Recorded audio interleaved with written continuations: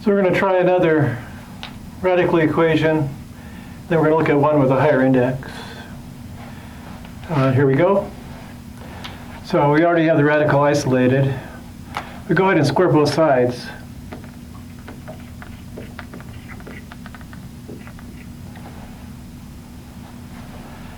So I'm going to square that y minus 5. That's y squared minus 10y plus 25, like that. Okay. So that's looking like it might become quadratic. Let's put 0 on this side. Y squared. Subtract 2y. Subtract 5. Looks like that. And we're hoping that factors 10 and 2. Okay. So you get y equal to 10 and 2 as possible solutions. But remember, we squared both sides, so we have to check them. So we'll check y equals 2. We get the square root. I'm putting 2 in there. So 4 plus 5, 9. And I'm putting a 2 in there. 2 minus 5. Is the square root of 9 equal to 2 minus 5? No. And we'll check 10. Putting 10 here, I get 20 plus 5. I get the square root of 25. And putting 10 in there, I get 10 minus 5. Square root of 25 is 5. 10 minus 5, oh yes. So here we just get one solution.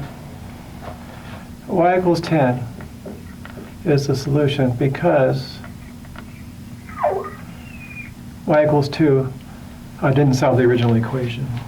It's just one of those solutions that comes up because we squared both sides. If you have a higher index radical, like here's an index 3 radical, and we want to solve this equation, we can still use the nth power of an index n radical gives the inside back. So we can cube both sides. We say we isolate it, find the nth power of each side, solve the resulting equation, and check solutions. It turns out you only get extra solutions if n is even. So here n is odd, so whatever we get is going to work, as long as we didn't do some mistake along the way. There's nothing wrong with the method. You don't have to check. If the index is odd and the power using is odd, then you can't introduce more solutions. What you get when you raise it both sides to an odd power, you get the same number of solutions as you had to begin with. If it's isolated, we'll cube both sides. X plus 1 is 2 cubed. That's 8. And so that means x has to be 7. And we know 7 is going to work as long as we didn't make a mistake, which we didn't, but we'll check it anyway. That cube root of 8 then is supposed to be 2. Yes. So there's my solution. X is 7. You can see how you could get into some trouble if this was a cube root here instead.